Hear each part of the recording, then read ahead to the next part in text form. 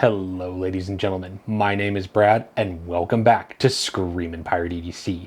Today we have another plunder or plank. That's where I decide whether I'm going to plunder a knife, keep it in the collection, or does it walk the plank. Today we have another prototype. I know, but I like giving you this information before you order. Today we have the Null Knives Voodoo. I am one of the first reviewers to get a hold of the Voodoo, and hopefully you guys are going to enjoy this review, but let's go ahead and get into it.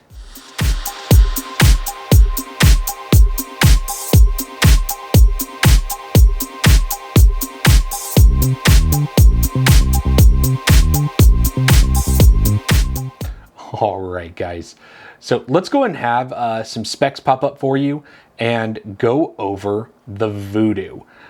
So this knife is going to have a larger than average 3.6 inch blade, 3.5 inches of cutting length, but it's coming in at an incredible 4 ounces. It's very light. It's a lot lighter in hand than you think it's going to be, especially for its size. Now, there are some changes that I will go over that are going to be made from the prototype to the production version. And honestly, guys, the only thing I would change about the knife that's not going to happen, I'll go over with you, and it's really not that big of a deal. But before we go into my thoughts, let's do some size comparisons because I want you guys to see what this compares to. Now, I am going to have some other prototypes in here because once again, I just like informing you guys of what you are looking at. So first up, let's go ahead and pull out the Pena Bravo. So here it is next to the Pena Bravo. Now, the Bravo is one of my favorite knives to come out this year, and I really wish I had the next knife on me. I just don't. It is going to be the God of Mischief from Renegade EDC. These two knives are so similar, at least in ergonomics and the way they just kind of like use in a task is the best way I can put it, guys. Really like both of them. Both of them are very high contenders for this year for me. After that, let's go ahead and grab the Wii Vision R. Now, this is the prototype from Blade Show that I bought from Bearded Gear. That's why there is no markings on the blade or anything like that. But I wanted to show this to you guys because, I mean, it has a very similar feel if you just look at the blades and the cutting edge. Yeah, very similar overall, more than I thought they were going to be.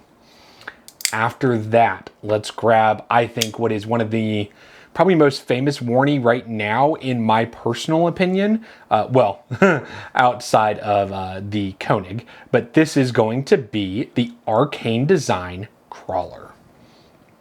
Now, the Crawler, once again, very similar. Wanted you guys to see those, you know, kind of right next to each other. After that, I have another prototype. I apologize, guys, but this one just came in from Matthew Christensen. This is the WE Knives XL Thug. So there you go, guys, right next to one another. Very interesting comparison there. After that, I wanted to grab another, I would say, you know, over $300 designed knife. This is going to be the Brian Brown Raptor.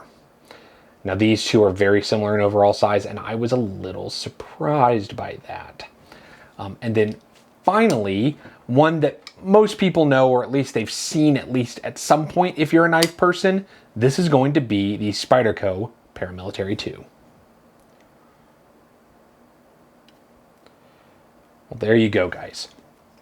So all of that is out of the way. You've seen the size comparisons. Now, before I get into my thoughts on the knife, let me go over some of the changes. So first up, the first thing that is going to be the most noticeable is this logo, the Null Knives logo, is going to be reduced by 25%. After that, this swedge is kind of an extreme angle, and it's not going to be as extreme, okay? The next changes is one that you cannot see, but the detent ramp here is going to be shortened. And part of the reason for that, so if I'm here and it's up on the blade, you see how it'll wiggle and it doesn't really bounces back, and yeah, all of that. With a shorter detent ramp, you don't get any of that. So that's going to change. And then the next changes are on the clip. So this spot right here on the clip is going to have a little bit more chamfering, and then The clip itself is actually going to be sitting lower into the scale so that it is a little more secure. All of those I agree with. I really have no complaints. My really only one thing with the knife that I would change, these studs are excellent. I love the difference in them compared to everything else. I wish they were not as sharp on the jimping because, you know, it can tear up your thumb a little bit, and they've caught on my jeans a few times. So I could get real close to those studs for you guys and really show those off. Now, we have all the changes out of the way, and let's go into what I really am liking about this knife. So first of all, ergonomics killer. As I've said before, large glove. And so in this knife, guys, it's a dream. I have all this space. I still have all this back here. I can choke up. My thumb isn't scrunched. It's not back. It is nice and sitting out. It does not matter how I sit on this knife. It is comfortable. Okay, very comfortable knife. Deployment is phenomenal on this knife. So obviously you have studs and you have a groove on both sides. So thumb studs, when I say easy to use, fires right out.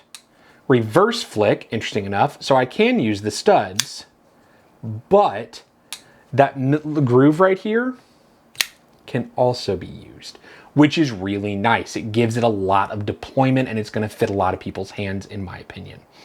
After that, chamfering is phenomenal all the way around, even in places you wouldn't think there'd be chamfering. So around in here, right up here in the groove, right through here, all of that is chamfered.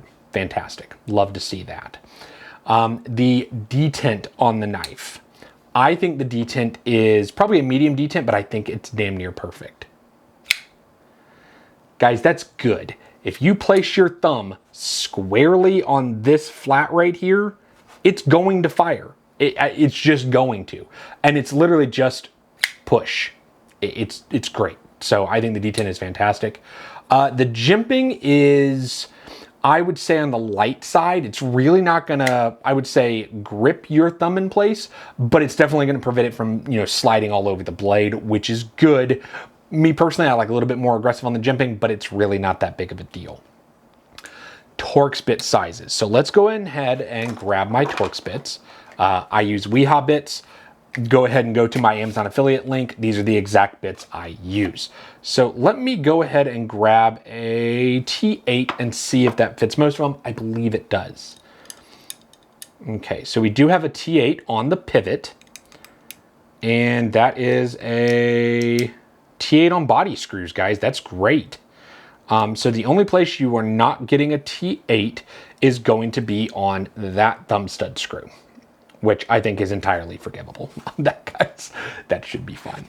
Now, as far as the blade, guys, just like my magnets, hollow be thy grind. And speaking of, look, keep your eye out for some patches soon. It's a fantastic hollow grind. It's nice and tall and slicey, and it's, God, guys, it's a dream. And when I say slicey, just like little packing cardboard, if I come at it from an edge, guys, I can't get any better than that. That is slicey. I like it. Lastly, in and out of the pocket, because it is a bolster lock. So because you have this bolster lock, it is on the inside of this scale where your lock relief is. In and out of the pocket, dream, very easy to use. Well, guys, that's all I got so far with my thoughts on the knife, and wanted to show you the overview of it. But let's go ahead and check out those final conclusions. All right, guys, so we did some stats, some size comparisons, my thoughts, and the changes that are going to happen to the prototype. Now, hopefully this was informative to you guys, but let's go ahead and make a decision here. I like the knife, and I think I've made that known to you guys. I do like it. In fact, if these changes are made, every one that he's promised, this is a candidate for Knife of the Year, guys. Seriously. It is candidate for me for Knife of the Year, which is saying a lot. I like this as much, if not more, than any other prototype I have gotten in this year. It's big, guys. It's very, very good. I really do like it. Part of it is I love the blade shape. I love the swedge on the top. I think it's just a great design language, and the weight is fantastic for everyday carry. So obviously this is a Plunder, if you guys don't already know, but I think this is 100% something you guys should check out. Now, as far as pricing and pre-order date, I do have a piece of paper that came here from Null Knives himself. Pre-order is going to be September 22nd. Obviously, the date can change. As far as configurations, there's going to be 4 different configurations. We're going to have a natural micarta, which will have a stonewash blade, so like this one I've shown you. There's going to be a blue micarta with a stonewashed blade, and it's going to be $355. The natural is going to be $345. The black micarta is going to have a black PVD finish on the handle and a stonewash blade, guys. So black and stonewash, it's probably going to be my pick.